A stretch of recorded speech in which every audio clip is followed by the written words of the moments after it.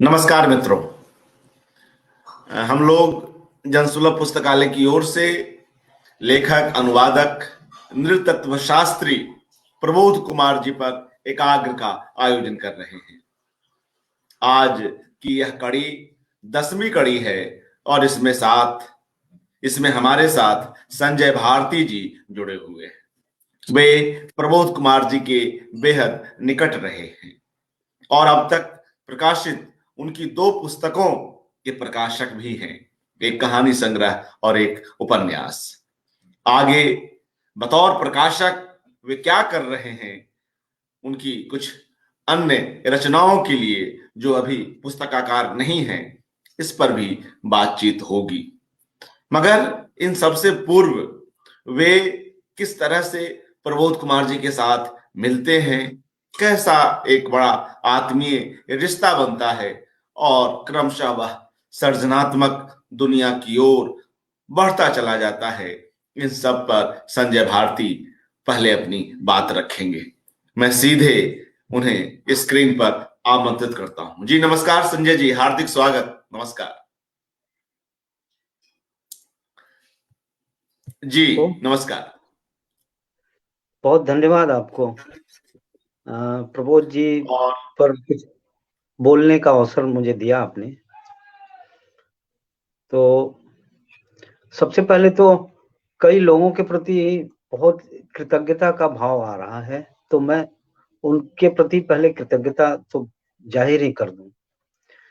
प्रबोध जी के लिए आपने ये जो मंच दिया, उसके ठीक पहले अभी कुछ लगभग साल भर पहले विजय राय जी ने लम्ही पे जो काम किया, लम्ही का जो विशेषांक प्रबोध जी के पर विशेष अंक निकाला, उसके लिए हम क्या पूरी मित्र मंडली प्रबोध जी को जानने वाले उनके प्रति वाकई बहुत कृतज्ञ हैं।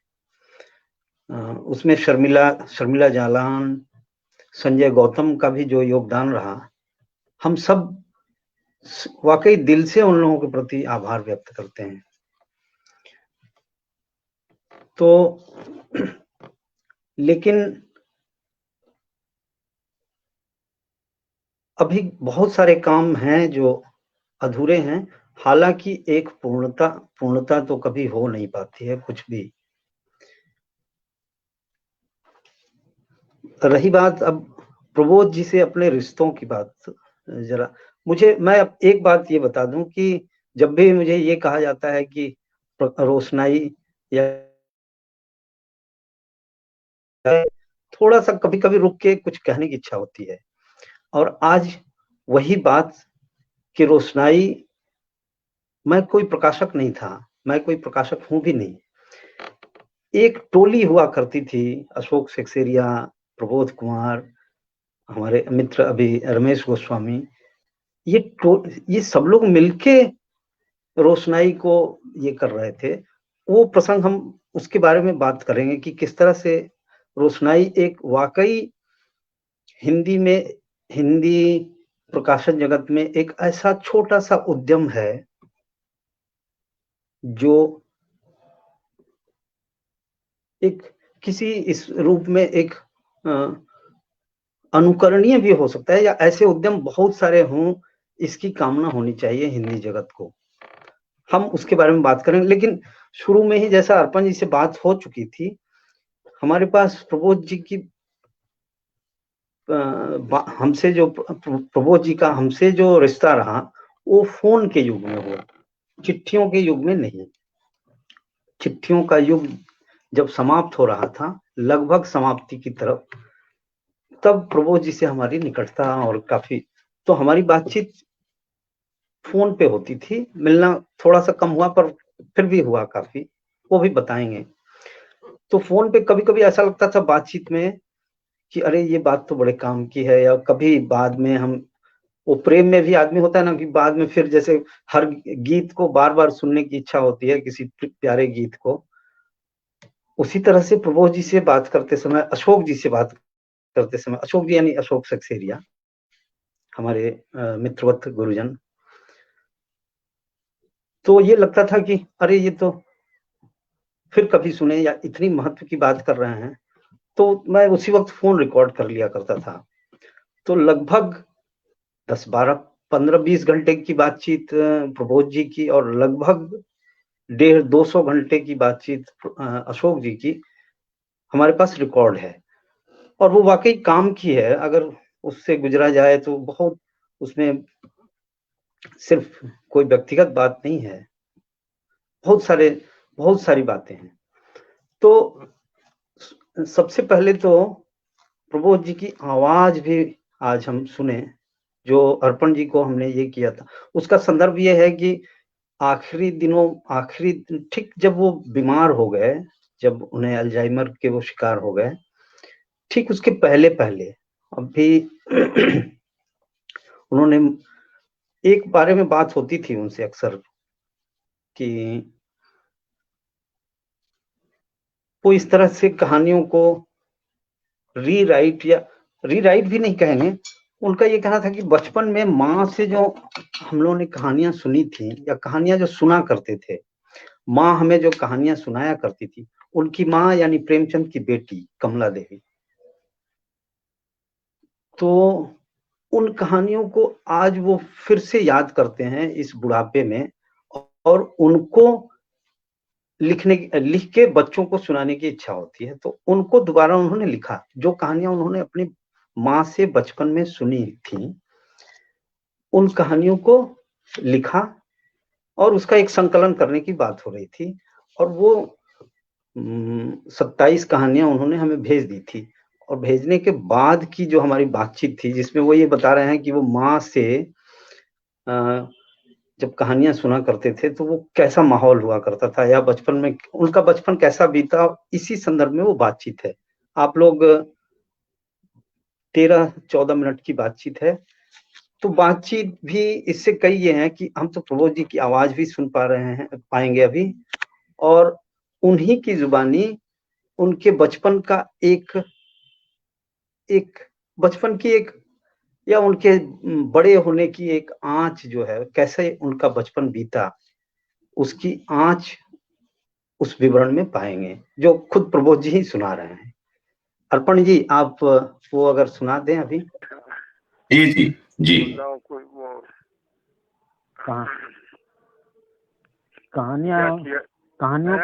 कहानियों का रस मैंने अभी नहीं लिया है, यमुना सारा ने ले रखा है सारी कहानियां आपकी।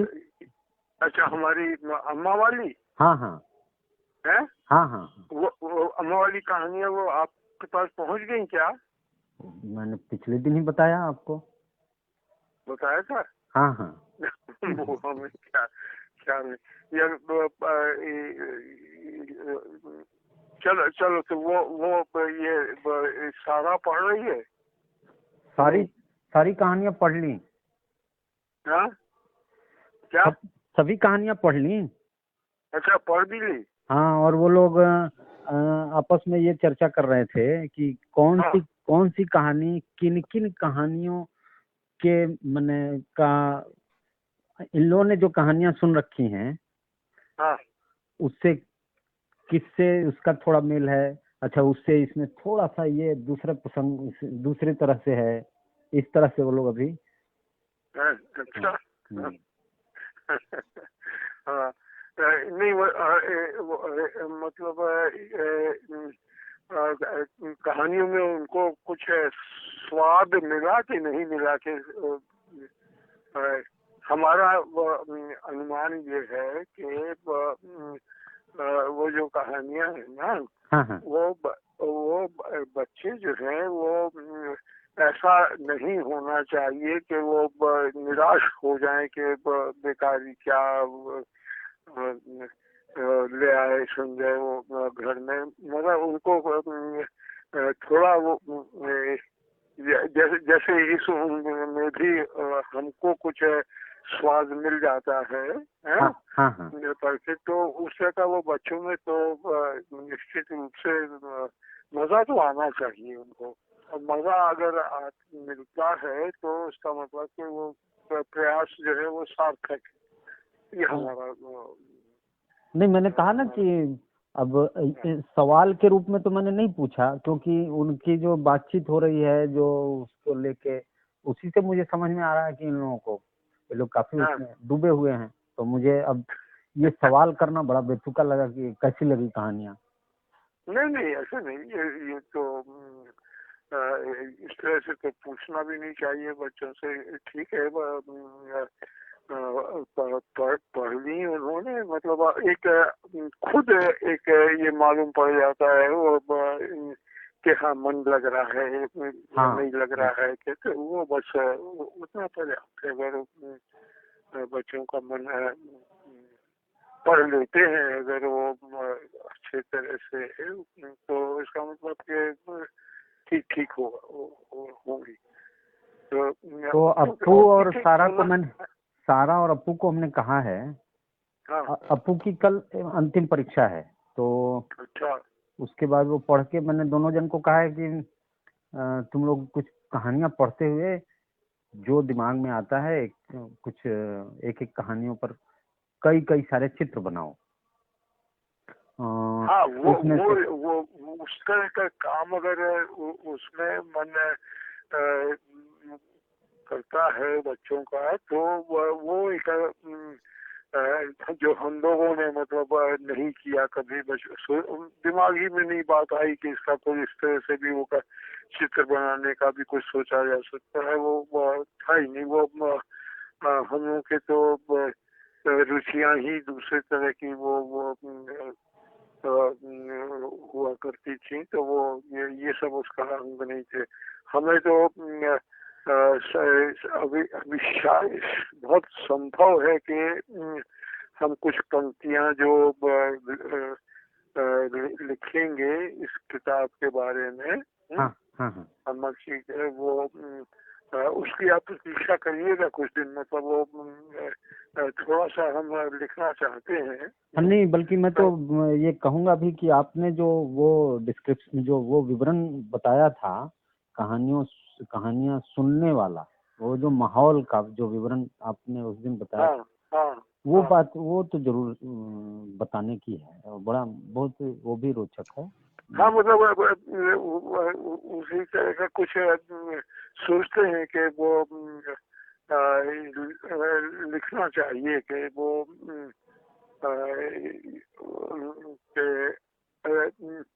अब आजकल क्या आजकल तो खत्म ही सब हो गया। संजय देखो, वो आपके पास समय है थोड़ा? हाँ। वो मतलब ये कि हम लोग सब भाई बहन हैं, सब खाना पीना रात में सब हो जाने के बाद, और सोने के पहले, मतलब उसी के साथ बाद में सोना भी हो जाता था। तो अब ये तब हम जहाँ रहते थे, तो वहाँ पे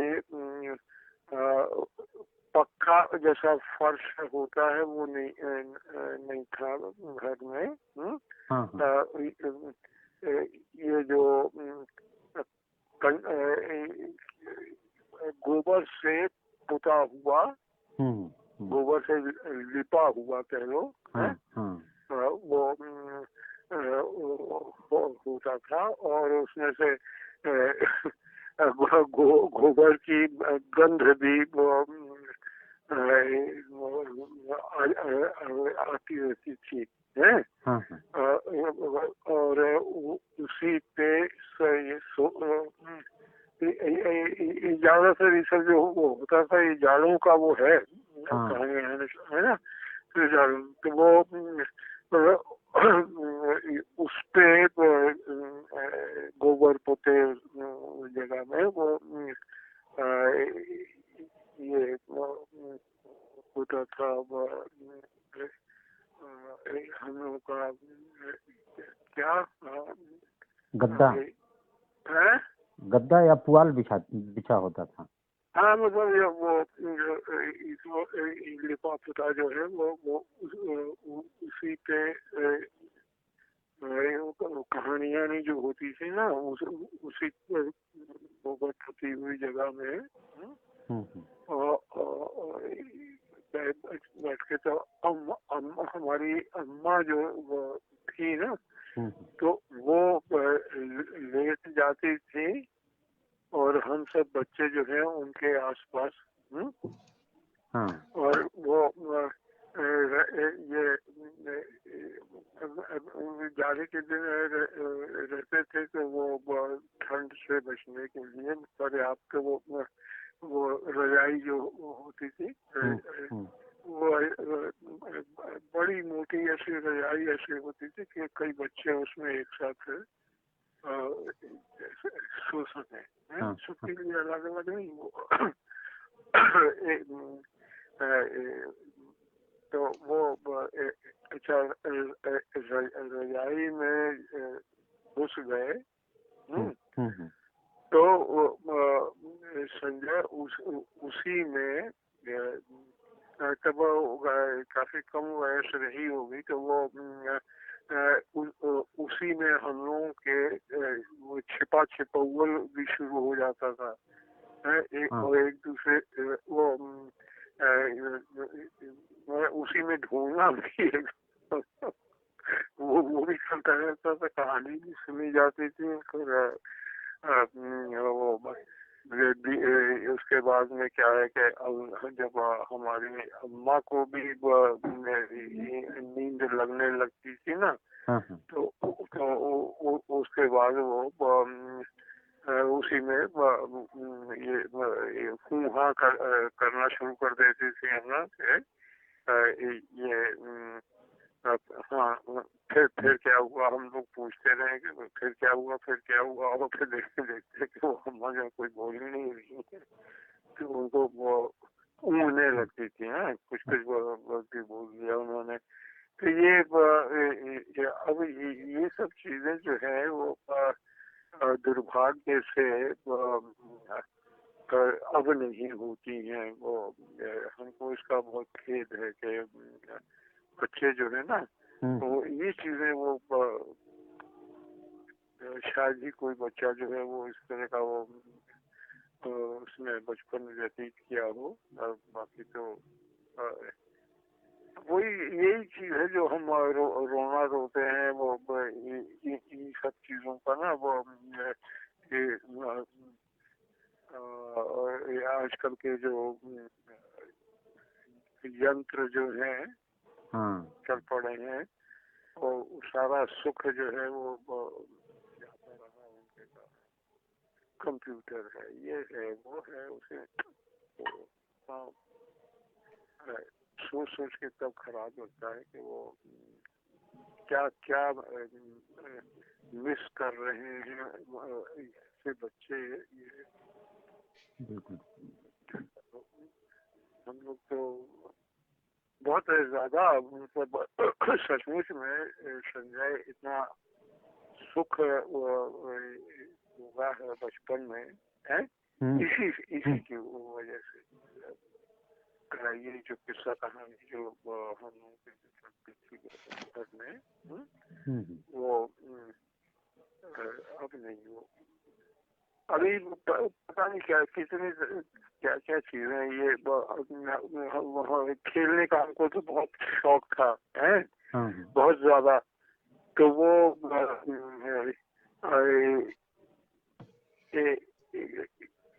कभी कभी हम लोगों का खेल जो है खासतौर पर ये हॉकी का है, तो संजय अंधेरा हो जाता था, तो वो एक टॉर्च जला के उसमें क्या क्या गेंद दिखती होगी, क्या वो हॉकी स्टिक दिखती होगी, तो उसमें हम लोग खेलते रहते थे मैदान में। अच्छा, कैसे टॉर्च जलाते थे? मैंने एक टॉर्च कोई जलाया हो, एक टॉर्च कोई जलाए रखता था ऐसा? अब वो साथ में आदमी ये नहीं कि एक आदमी जला रहा है और बाकी खेल रहे हैं, नहीं नहीं, वो साथ साथ में जो वो चल रहे, एक टॉर्च रहती थी और कोई एक आदमी जो है वो उसको बचा, वो रोशनी, अब कितनी जगह रोशनी होती थी वो सब वो कल्पना की जा सकती है, और लेकिन खेल जो है वो चलता रहे, तो इसके लिए मतलब जिसको कहते हैं कि पैशन जैसे है ना, वो के बंद नहीं करना, खेलते रहना जब तक कि डांट न पड़े घर में से है, खाने आने के पीछे वो भी तब फिर जाके ये थमता था वो, नहीं तो चल रहा है तो अब ये सब चीजें बस यही है कि इनकी याद ही रह जाती है, बाकी तो इतना कि ठीक है, बड़ा अच्छा लगता था ऐसा बहुत। और अच्छा ये चीज को बताइए, अब तो अपना ये सब बताते रहते हैं कि वो बचपन में इस तरह का ये आप लोगों ने भी सब किया कि नहीं? संजय जी, तो आगे बातचीत बढ़ाई जाए। जी, तो अभी मैं भी सुन रहा था, मुझे ऐसा लगा कि बोलने से ज्यादा कभी ऐसा अगर भविष्य में ये मौका हो कि उनकी बातचीत ही हम चला दें जनसुलभ के कार्यक्रम में एक घंटे। हाँ बिल्कुल, बहुत अच्छा रहा, बहुत ज्यादा चीजों को हम देख समझ भी सकेंगे।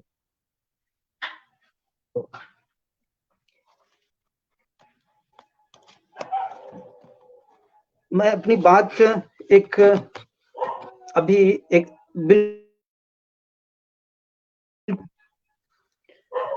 महीने भर पहले यहाँ जाकिर हुसैन आए हुए थे कलकत्ते में, तो हमारे दोस्त के आग्रह पे, राजू प्रसाद हैं हमारे दोस्त, उनके आग्रह पे लगभग उनके ले जाने से ही मैं गया था उस कार्यक्रम में। तो जाकिर हुसैन और मिलाद्री कुमार की जुगलबंदी थी, मिलाद्री सितार बजाते हैं, तो वो जुगलबंदी देखना जो था उसने हमें एक बिल्कुल नया आलोक दिया। और उस जुगलबंदी से जब मैं निकला तो वाकई में अशोक जी और प्रबोध जी के साथ अपने रिश्तों को समझने की कोशिश करने लगा। वो ये कि उस जुगलबंदी में पहली बार मुझे ये दिखने लगा धीरे धीरे। उस दिन प्रयाग जी काफी सारी बातें, बहुत अच्छी बातें कर रहे थे कि प्रबोध जी के प्रसंग में बात करते हुए कह रहे थे कि जो निरंतर संवाद, एक अदृश्य संवाद होते रहता है रिश्तों में, बहुत सारे व्यक्ति जीवन में भी जो अदृश्य संवाद होते हैं वो दूसरों को दिखते नहीं, पर वो बहुत बहुत महत्व के होते हैं। तो ये बात मैं इसलिए कह रहा हूँ कि रोशनाई के संदर्भ में जो बात मुझे कहनी है, और वाकई ये बात आज मैं पहली बार भी कह रहा हूँ, और ये जो प्रकाशक का जो मेरे पे एक ये है, उसको थोड़ा बहुत एक समझाने के लिए, ताकि लोग उसको समझ सकें कि रिश्तों में भी कैसी जुगलबंदी होती है। एक जुगलबंदी, हाँ, तो वो ये जाकिर हुसैन और नीलाद्री कुमार के जुगलबंदी की बात कर रहे। पहली बार लगा कि दो इंस्ट्रूमेंट नहीं बज रहा है, उन दो लोगों की जो एक अदृश्य बातचीत चल रही है, दो साधकों की, वो किसी, हो सकता है कि तबले में उस वक्त जाकिर हुसैन 3 ताल ही बजा रहे हों, और वो 3 ताल ऐसे ऐसे बजने वाला 3 ताल नहीं था, वो युगलबंदी में एक अजीब सी एक माने वो कुछ दूसरा हो जाता है। तो जब आप उन 2 लोगों की अदृश्य बातचीत को थोड़ा-थोड़ा सा समझने लगते हैं, देखने लगते हैं, तो फिर आप बहुत सारी चीज़ों को समझने भी लगते हैं। तो जो शायद बखान में या बोल के उसको सिर्फ समझा ही जा सकता है। रोशनाई एक ऐसा उद्यम था। अभी टिप्पणी में देख रहा था एक सवाल की रोशनाई नाम बड़ा अच्छा है, शायद कोई मणि त्रिपाठी जी हैं, ब्रिजेश मणि जी, हाँ। तो उसमें ये मैं बता दूं कि रोशनाई हम एक ऐसा नाम ढूंढ रहे थे जो हिंदी में भी चले, और चूंकि हम बंगाल में हमारा प्रकाशन शुरू होगा तो बांग्ला में भी उसका दोनों बांग्ला भाषा और हिंदी दोनों में ही वो शब्द समझे जाएं, दोनों शब्द प्रचलित हो, ऐसा कोई। और सबसे बड़ी बात कि हमारे मित्र हैं कुमार अरुण, कवि हैं, उनकी कविताएं हम कुछ लोगों को काफी अच्छी लगती थी। उन्होंने बातरों का घर नाम से एक उनका कविता संग्रह प्रकाशित हुआ था बहुत शुरू में। उसका नाम प्रकाशन का नाम था रोशनाई। तो वो नाम, और फिर उसके बाद से कभी उस प्रकाशन से कोई किताब छपी नहीं। वो कुमार अरुण ने अपना ही एक छोटा सा प्रकाशन ये किया था। तो एक तरह से समझिए तो वहीं से कुमार अरुण से ही हमने उठा लिया, और अशोक जी को भी काफी पसंद आया। तो रोशनाई मैं जो कह रहा था कि हिंदी में ऐसे उद्यम होने बहुत जरूरी हैं जो एक जैसे जुगलबंदी थी। अशोक सक्सेरिया, प्रबोध कुमार, रमेश गोस्वामी, कितने लोग धीरे-धीरे और वो हर रिश्तों की अपनी एक जुगलबंदी होती है। फिर वो 3 माने आप तिगलबंदी कह सकते हैं, 3 लोग मिलते हैं, 3 लोगों की टोली होती है, तो वो एक तिगल माने अगर हम शब्द गढ़ लें, तिगलबंदी होती है, चौबंदी कह सकते हैं। हालांकि चाक चौबंद तो दूसरे अर्थ में है, पर आप संदर्भ से समझ सकते हैं कि हम क्या कहना चाह रहे हैं। तो बल्कि आलो अंधारी के संदर्भ में भी एक बात को कहने से हम अपनी बात को थोड़ा और ज्यादा समझा सकते हैं। आलो अंधारी की प्रक्रिया के बनने की जो प्रक्रिया है, उसके छपने की, लिखने की प्रक्रिया एक थी। वो तो बेबी की भी नितांत अपनी भी प्रक्रिया थी। हालांकि उसमें दूसरे तरह का उत्साहवर्धन या दूसरे तरह के सहयोग, उसका लिखना उसकी बेहद ही नितांत प्रक्रिया थी। लेकिन किताब का होना, किताब का छपना एक जैसे तो बल्कि प्रबोध जी के बारे में सोचते हुए ही मुझे आलो अंधारी का एक नया इंटरप्रिटेशन ये अब समझ में आता है कि आलो अंधारी का होना 3-4 दोस्तों की दोस्ती की एक सुंदर कहानी है। आलो अंधारी को इस रूप में भी देखा जाए कि वो किसी घर में घरेलू नौकर या घर में काम करने वाली इसकी कहानी तो है, लेकिन वो 3-4 दोस्तों की, उनकी दोस्ती की बहुत ही सुंदर कहानी है। कोई घंटों लंबी चिट्ठियां लिख रहा है, घंटों फोन पे बात हो रही है, एक पंक्तियों पर नाम क्या हो, कैसे छपे, कीमत क्या हो, फिर क्या मतलब ये तो एक पूरी लंबी प्रक्रिया रही और वाकई बहुत ही, और उस प्रक्रिया को हम सब लोगों ने एंजॉय किया। तो रोशनाई जो है हर वक्त, अच्छा अशोक जी तो कहा ही करते थे कि मैं तो रोशनाई का हिडन पार्टनर हूँ, कुछ साथियों को उन्होंने कहा भी था कि, तो रोशनाई वाकई एक तरह की जुगलबंदी, उसमें दो, आप अगर ये करें कि 2 टोलियों को ये कर दें। एक टोली थी जिसमें प्रबोध कुमार, रमेश गोस्वामी, अशोक सेक्सरिया और मैं दूसरी टोली में उधर सच्चिदा जी, किशन जी, सुनील सबसे ज्यादा एक्टिव थे। तो आप किताबों के संयोजन को भी देखेंगे तो आप समझ सकते हैं कि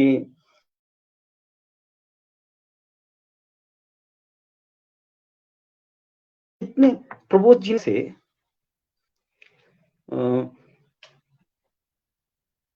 कितने जितनी किताब आप जैसे प्रबोध जी ने, अच्छा अब बिल्कुल एक दूसरा प्रसंग मुझे याद आया तो मैं बता देता हूँ। प्रबोध जी के विनोद का एक उसका प्रबोध जी ने एक बार अशोक जी को चिट्ठी लिखी। अच्छा हम लोग उनको राजी भी कर चुके और राजी भी हो गए। राजी क्या, मैं कई बार कहता था कि अब आपको तो लिखना चाहिए, फिर वो मुझे कहते थे कि तुम लिखो, और मैं कहता था कि आप लिखिए, आपको लिखना चाहिए। तो निरीहों की दुनिया जब शुरू हुई लिखना, तो शायद 2 साल तक बहुत, वो भी हमारी बातचीत रिकॉर्ड है। बहुत ही वो तो एक डॉक्यूमेंट भी है, उस पर कभी काम होना भी चाहिए और वो मुझे भी करना चाहिए उस पर। मैं उनके विनोद की बात कर रहा था।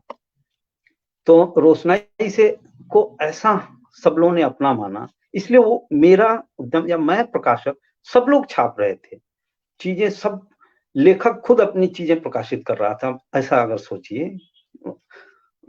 रमेश गोस्वामी उसमें थे, प्रबोध कुमार अपनी चीजें खुद छाप रहे हैं, उसमें कई लोग निमित्त थे। तो प्रबोध जी ने एक बार कहा कि जब थोड़ा सा ढीला हो गया इनकी छापने, इसका कहानियां कंपोज हो गई, वहां से उन्होंने प्रूफ भेज दिया, शायद थोड़े दिन और ये रह गई। तो उन्होंने अशोक जी को चिट्ठी लिखी, उसमें लिखा कि संजय को कहना कि अगर वो मेरी किताब नहीं छापेगा तो मेरी कहानियां तो अनछपी रह जाएगी। तो ये, अच्छा एक और बिल्कुल ही भिन्न प्रसंग में बताता हूं उनके विनोद का, विनोदी स्वभाव। और बहुत श्रीकांत जी ने स्कूटर खरीदा, ये किस्सा मुझे अशोक जी ने बताया था। श्रीकांत जी ने स्कूटर खरीदा और वो किसी को उन्होंने सिखाने के लिए 2-3 दिन ये भी किया, तो 2-3 दिन में वो कुछ ज्यादा सीख नहीं पाए, तो थोड़े निराश भी हो रहे थे। तो प्रबोध जी, अशोक जी और रमेश जी थे, या शायद अशोक वाजपेयी उस टोली में थे, एक ऐसी बैठक हुई थी। अब नाम तो मुझे याद नहीं, अशोक जी ने जो किस्सा बताया था कि कौन कौन लोग थे। तो उसमें प्रबोध जी ने प्रस्ताव रखा कि अगले दिन स्कूटर के लिए ड्राइवर चाहिए। तो खैर वो विज्ञापन तो नहीं छपा होगा, जाहिर है, आप सब लोग समझ ही रहे हैं। लेकिन ये प्रबोध जी का जो विनोद था ना, इस तरह के विनोदी, प्रबोध जी को देख के मुझे, जब आज भी जब उनको याद करता हूं तो जैसे लगता है एक पूरा व्यक्ति, जैसे वो व्यक्ति को कैसा होना चाहिए, ऐसे खड़ा होना चाहिए। अगर वो जूते के तस्मे बांधने हैं तो वैसे ही बांधना चाहिए जैसे प्रबोध कुमार मतलब प्रबोध कुमार जिस तरह से तस्मे बांधते थे, आप अगर गौर से देखें तो लगेगा कि ठीक व्यक्ति को ऐसे ही तस्मे बांधना चाहिए। इतना एक तरह से संयोग ऐसा हुआ कि उनसे मिलना थोड़ा कम हुआ, लेकिन कलकत्ता जब वो आते तो मिलना होता, और 4-5 बार गुड़गांव जाके हम मिले। एक बार परिवार समेत हम लोग गए थे हफ्ते भर के लिए उनके यहाँ रहने। तो सुबह सुबह उनके साथ टहलने निकलते थे, वहां कुछ बाजार में भी चले जाते थे। रास्ते में जितने लोग मिलते, आप अगर सवाल ये करें, जितने लोग मिलते, वो वैन वाला हो, रिक्शे वाला हो, खोमचे वाला हो, छोटे मोटे दुकानदार, सबसे उनकी खैरियत पूछते। और एक चेहरे से ही जो नजरों से जो भाव का आदान प्रदान, वो इतना सुखद होता था, इतना सुखद था वो देखा हमने। तो आज अब याद कर रहे हैं तो जैसे अगर ये कहा जाए कि वो लोगों से कैसे मिलते थे, लोगों को कैसे देखते थे, किस निगाह से देखते, कैसे नजर मिलाते थे, आपकी तरफ कैसे मुखातिब होते थे, ये ये बहुत शालीन, बहुत ही एक जैसे इतने आत्मीय ढंग से, वो तो सीखने की है ये, या बरतने की है।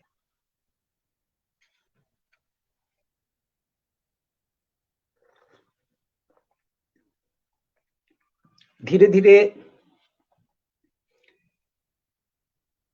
प्रबोध जी के कारण, या प्रबोध जी के, हमारी जो जुगलबंदी तिगलबंदी जो रही, उसमें रमेश रमेश गोस्वामी की का संग्रह छपा, प्रबोध जी की 2 किताबें छपी, आलो अंधारी, फिर बेबी के बाद बेबी की दूसरी किताब ईशत रूपांतर, प्रभा जी, उनकी फुफेरी बहन प्रभा जी, उनकी 3 किताबें हमारे यहाँ से।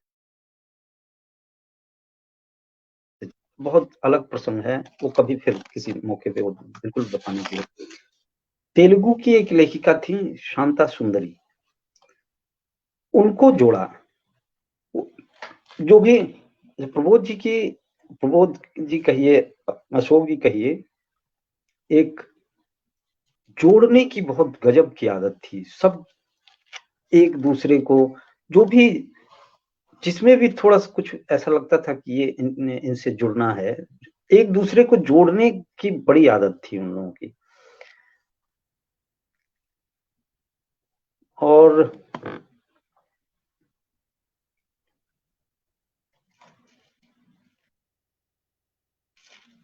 अब एक दूसरा प्रसंग मैं ये कहता हूं कि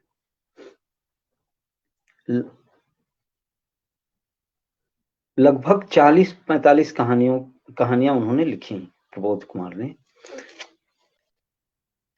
और उसमें 30-32 कहानियां तो कम से कम अभी ढूंढी जा सकती हैं। तो विजय जी से ये बात हो भी रही थी कई बार, फिर हम लोग उसमें उसको थोड़ा सा ढीला भी पड़ गए, छूट भी गया। 2 कहानियों का जिक्र अशोक जी बार बार किया करते थे, उनकी 2 कहानियां जो संग्रह में नहीं है, सीसो में, लेकिन वो 2 कहानियां अशोक जी कई बार उन्होंने कहा कि प्रबोध की ये 2 कहानियां तो दोबारा पढ़ने की इच्छा होती है। गांठ और मैत्री। गांठ तो कल्पना में छपी है, तो हम एक बार फिर से ये उद्यम शुरू करें, उनकी चीजों को इकट्ठा करें, और उसमें कोई, ये मैंने ये एक आवेदन के तौर पे भी मैं आज ये बात कह रहा हूं कि जो भी सुने, जो भी ये कर, अपने अपने तई अपने स्तर पे अगर उसको ये किया जाए, तो प्रबोध जी की और कहानियों को इकट्ठा करके फिर उनके प्रकाशन की बात तो करनी ही है। विजय चौहान की कहानियां छापनी है, क्योंकि प्रबोध जी की योजना, रोशनाई की अगली योजना प्रबोध जी के हिसाब से ये थी कि विजय चौहान उनके बड़े प्रिय कहानीकार थे, और उनके रिश्तों के बारे में जो जानते हैं वो तो जानते हैं। विजय चौहान की कहानियां छापनी है, क्योंकि ये उनकी योजना में भी था। और वाकई विजय चौहान की कहानियां हमारी पीढ़ी ने भी उस तरह से पढ़ी नहीं, हम लोगों ने नहीं पढ़ी, क्योंकि मिली नहीं। कई बार प्रबोध जी ने कहा कि तुम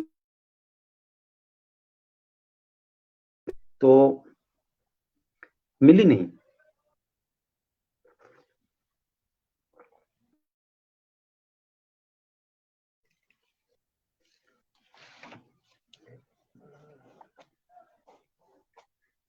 हम जब प्रबोध जी के यहाँ रुके थे गुड़गांव में, तो उनसे, तब वो कितने 72-74 के रहे होंगे। हफ्ते भर हम उनके यहाँ रहे। हमारी पत्नी यमुना, बेटी सारा, बेटा अप्पू, वो सच में एक बहुत ही स्मृति, उस हमें बड़ी सुंदर और समृद्ध करती है। प्रबोध जी कहिए, अशोक जी की, ऐसा तो कोई दिन नहीं जो इन लोगों की याद आती। अभी जाड़े में, हर जाड़े में जब भी यहाँ बंगाल में खजूर का गुड़ आता है, खजूर का गुड़ हमारे यहाँ आता है और लगभग रोज ही हम उसका सेवन कर रहे हैं। कोई दिन ऐसा नहीं कि खजूर का गुड़ खाते, खजूर के गुड़ को याद करते प्रबोध जी और अशोक जी याद नहीं आते हैं, क्योंकि इन दोनों को ये गुड़ बहुत बहुत ही पसंद था। तो गुड़गांव जब हम गए तो रात रात को लंबी लंबी बातचीत होती थी। एक रात को उन्होंने, वो पहले हम जाने वाले हैं तो उसकी तैयारी उन्होंने काफी कर रखी थी, घर को साफ किया, एक बेबी ने उसमें काफी मदद की, बेबी भी वहां तब थी। हम लोगों को अपनी, वो उनके पास एक फिएट गाड़ी हुआ करती थी तब, उसकी थोड़ी सी मरम्मत वगैरह करवा के रखा था और खुद ड्राइव करके ले गए थे वहां। संस्कृति एक संग्रहालय है जहाँ पुरानी चीजें, घर में इस्तेमाल करने वाले बर्तन और इस तरह की चीजों का एक संग्रहालय बहुत ही सुंदर था, वो दिखाने ले गए थे। एक रात उन्होंने मुझे, मेरे पास एक फाइल लेके आया और कहा कि मैं इतने दिनों से किसी सुपात्र को ढूंढ रहा था कि ये दे दूं, तो ये तुम रख लो। तो मैंने कहा क्या है? तो ये अशोक की चिट्ठियां हैं जो अशोक ने मुझे जो लिखी हैं। तो वो फाइल उन्होंने मुझे, ये 2007 की बात है। तो एक योजना ये भी है कि अशोक सक्सेरिया और प्रबोध कुमार के पत्रों में जो जो पत्रों का एक संकलन तैयार किया जाए और वो वाकई हिंदी गद्य के हिसाब से भी मैत्री के हिसाब से एक रिश्तों के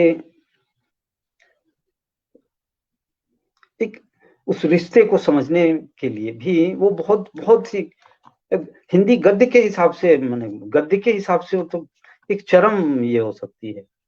दोनों ने जिस तरह से वो संवाद किया है पत्रों के जरिए,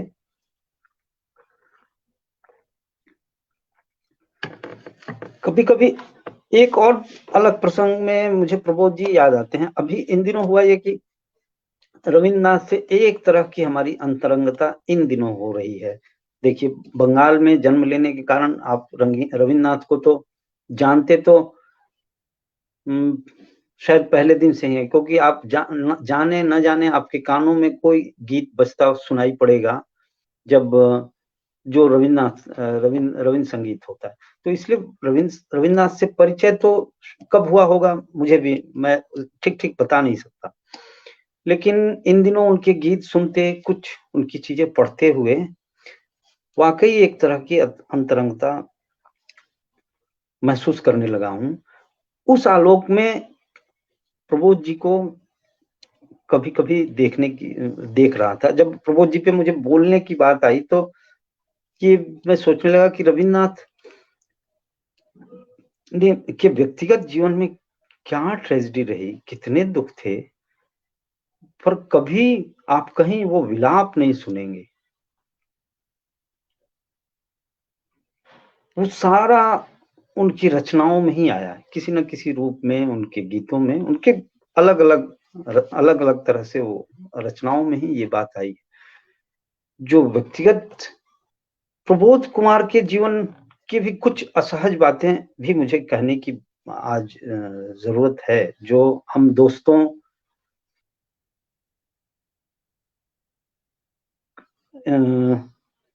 में एक, जैसे हमारे भीतर एक ग्लानि तो ये है कि जब अल्जाइमर के मरीज हो गए, अल्जाइमर उन्हें ग्रास कर गया प्रबोध जी को, तो धीरे धीरे आखिरी 5-6 साल, 6 साल लगभग, उनके जीवन को अगर याद करें या उस जीवन को समझने की कोशिश करें तो वाकई बहुत ही बहुत दुखद एक कष्टमय जीवन रहा। एक इतना इंटेलेक्चुअली मैंने प्रबोध कुमार, अशोक सेक्सरिया का जो इंटेलेक्चुअल क्वेस्ट था, वो तो मैंने वो तो सीखने लायक था। हर चीज में दिलचस्पी, हर चीज को एकदम तह तक समझने की कोशिश करना। मैंने एक तो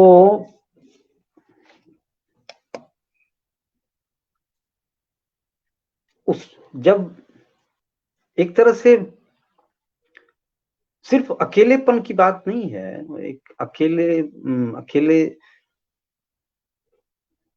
उनका जीवन जो आखिरी 5-6 साल बीता, वो कभी कभी हम सब दोस्त, उनके मित्र मंडली में जो हम उनको निकट, उनके अंतरंग मानते हैं, कभी कभी ये लगता है कि हमने दोस्ती की जो जिम्मेवारियां होती हैं, कोई उनका एक तरह का सपोर्ट सिस्टम काफी ये हो गया, जब इतने निकट के लोग, उनके आसपास कोई था भी नहीं, और जो उनके दोस्तों का फैला हुआ संसार था,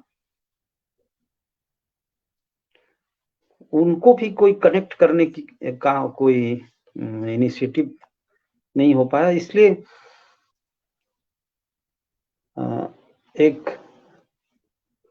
वो एक सामूहिक, एक तरह के शोक हमने वो जिम्मेवारी शायद नहीं निभाई। ये इसकी ग्लानि तो हम सबके भीतर मैंने एक तरह से काफी असहाय छोड़ दिया उनको। तो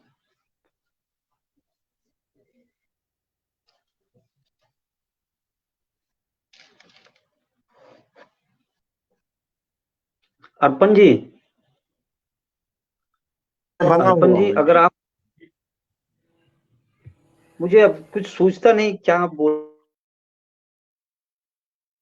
नहीं, आपने बहुत सारी हो बातें, तो बात हो, लेकिन आप अगर कुछ, जी, बहुत सारी बातें आपने बतलाई ही। और जो उतार चढ़ाव वक्त के साथ आए और उसके बीच वे अकेले भी पड़े, कहीं न कहीं उसका दुख जो उनके निकट रहे लोग हैं उन्हें तो इसका है ही, आपको भी है, हम लोग इसको भी समझते हैं। मगर यह भी एक अच्छा उपक्रम होगा कि जो उनकी अप्रकाशित रचनाएं हैं वे भी सभी लोगों की मेहनत से जमा करके उसको ढूंढ ढांड कर एकत्र कर यहाँ पर संकलित किया जाए। और आप उस काम को करेंगे, आप स्वयं इस बात को कह ही रहे हैं और हम सभी को उम्मीद है और अच्छा ही होगा। हम लोग 8:30 से अशोक वो वाजपेयी जो जी को भी, जी अभी एक बिल्कुल दूसरी बात मैं कह रहा हूँ। जी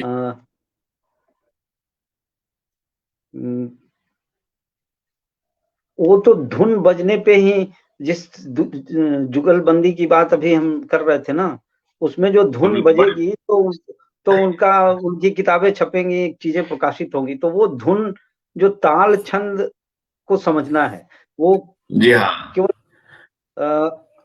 मैं क्या कर सकता हूँ।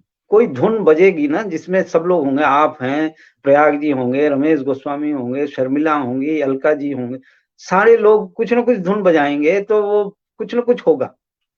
बिल्कुल होगा, वो धुन, बिल्कुल हाँ, अच्छा, होना एक ही चाहिए, होना भी अब चाहिए। इनके, ये तो बात है, जब उनकी स्मृतियां भी, उनकी, अशोक जी की स्मृतियां हम लोगों को सुंदर बनाती हैं, समृद्ध करती हैं। जब भी अशोक जी हो या प्रबोध जी, अशोक जी के बारे में अभी सोचते हुए ये कर रहा था कि कभी, जैसे उनसे जितने मिलने वाले लोग थे अशोक जी से, प्रबोध जी के बारे में भी वो बात कही जा सकती है कि उनसे मिलने वाले लोग, उनके भीतर का जो अच्छा था, उनके भीतर के सुंदर होने की जो संभावना थी, वो उनके सानिध्य में वही उभरता था। हमारे भीतर जो असुंदर है, हमारे भीतर जो बुरा है, वो कहीं दब जाता था। ये दो ऐसे व्यक्ति थे जो जिनके सानिध्य में आप जाएंगे तो आपके भीतर का जो सुंदर है वही वही उभरेगा। आज भी उनकी स्मृतियां हमारे भीतर के जो सुंदर है का जो सुंदर है, हमारे भीतर का जो स्वस्थ है, जो उसको ही कहीं ना कहीं समृद्ध करती, उसको ही उभारती हैं। तो एक तरह से वो हमारे व्यक्तिगत तौर पे अगर मैं कहूं तो मेरे जीवन का तो मैंने तब तो हम लोग स्वर्ग में रह रहे थे, रोशनाई में इतने काम हो रहे थे, सब लोग एक साथ कर रहे थे उसको अलग अलग तरह से। तो वो तो हम स्वर्ग में थे, जैसे वो मान लीजिए हमारा स्वर्ग युग था, स्वर्ण युग नहीं, स्वर्ग युग। अच्छा, प्रबोध जी और अशोक जी के फितरत में अगर आप ये कहें तो एक ऐसा वाक्य बनाया जा सकता है, वो विनोद मुझे अभी थोड़ा सा ये ऐसा सूझ रहा है, सरकारी हिंदी बरतने वाले और अध्यापकीय हिंदी बरतने वाले जो न समझें वो ये कि हमारा वह स्वर्ग युग था। मतलब ऐसा कोई एक अगर आप शब्द युग गढ़ेंगे तो वो सरकारी हिंदी, अच्छा इन लोगों की बातचीत में सरकारी हिंदी और हिंदी भाषा पे कैसे ये होता है। जैसे अरुण लाल के बारे में, अरुण लाल जो क्रिकेटर है, अरुण लाल के बारे में एक बार अशोक जी ने पत्र में लिखा कि अरुण लाल हिंदी में कमेंट्री करता है और एकदम सरकारी हिंदी बोलता है।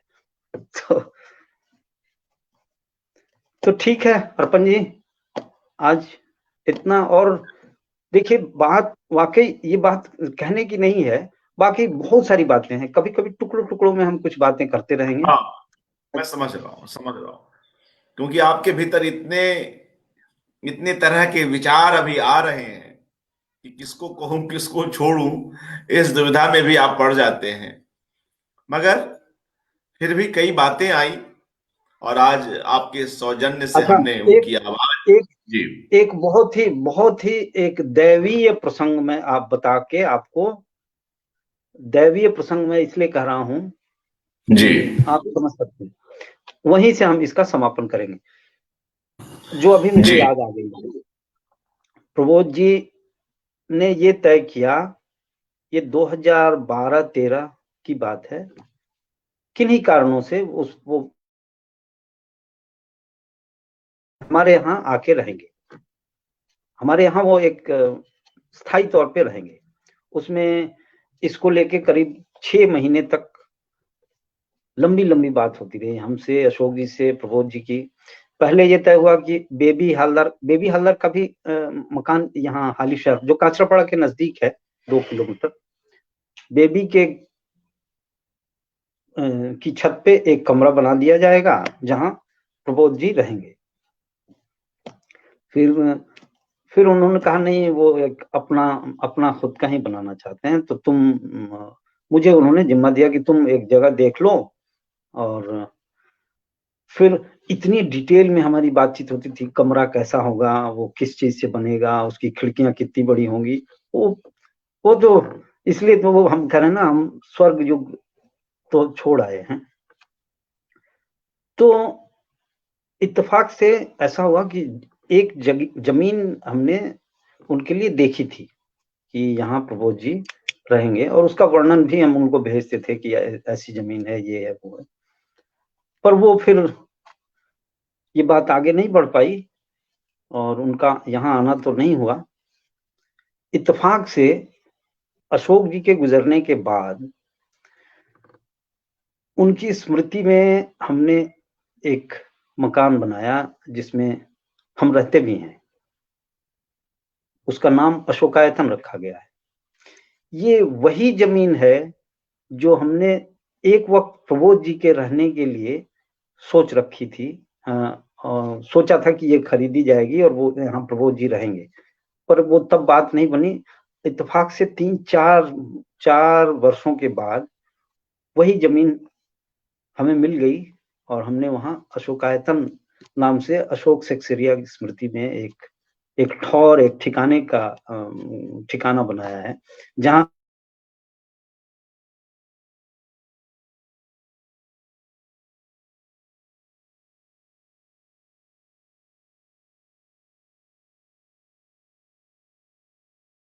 जी संजय जी,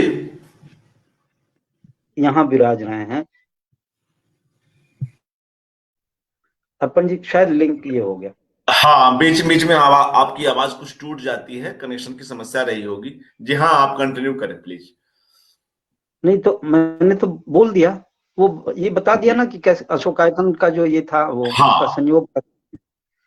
तो ये बड़ा बिल्कुल संयोग ही है कि एक दोस्त के रहने के लिए जो जमीन हम देख रहे थे, आखिर में एक दूसरे दोस्त की स्मृति में उसी जमीन पे एक ठिकाने का निर्माण किया गया, तो जो वाह, अशोकायतन है। जी जी जी, बिल्कुल बिल्कुल। तो चलिए, अच्छा ठीक है लगा। फिर, जी, बाकी अच्छा सब लगा सब संजय लोगों जी, को। आप आए और आपका आना आवश्यक था, और यह कमी भी पूरी हुई आपके आने से। और तमाम लोगों की जो इच्छा थी कि आप अपनी बात रखें, टुकड़ों में ही सही, और आपके पास बहुत कुछ कहने को है, फिर कभी किसी और अवसर पर जरूर सुनेंगे। और एक बार पुनः आप सभी मित्रों की ओर से, हम सभी की ओर से आपका धन्यवाद हमारे साथ। जी, 19 जी जनवरी 19 जनवरी को 19 जनवरी को प्रबोध जी की पुण्यतिथि है, जी, ये भी एक याद दिलाने। बिल्कुल बिल्कुल। जी, तो अच्छा लगा हमारे साथ अलका सराबगी जी, ब्रजेश मनी, प्रीतीश आचार्य जी, संजय गौतम जी, और तमाम लोग, त्रिलोकी यादव जी, और कई लोग, सुरेश डोडिया जी, राजू प्रसाद जी, जोगिन रानी जी, और तमाम मित्रगण जुड़े हुए हैं। सभी का धन्यवाद। और मित्रों, आज का दिन खास है, क्योंकि आज हम लोग इस एकाग्र को समाप्त भी कर रहे हैं, और कुछ ही देर में, यही कोई 15 मिनट के बाद, हम आदरणीय अशोक वाजपेयी जी को सुनेंगे, जो उनके मित्र रहे हैं और शुरुआती दिनों से उनको जानते रहे हैं। तो वे अपना अध्यक्षीय वक्तव्य देंगे। तो कुछ देर के बाद पुनः मिलते हैं। संजय भारती जी, आपका शुक्रिया यहाँ आने के लिए। जी नमस्कार। जी, बहुत बहुत धन्यवाद अर्पण जी।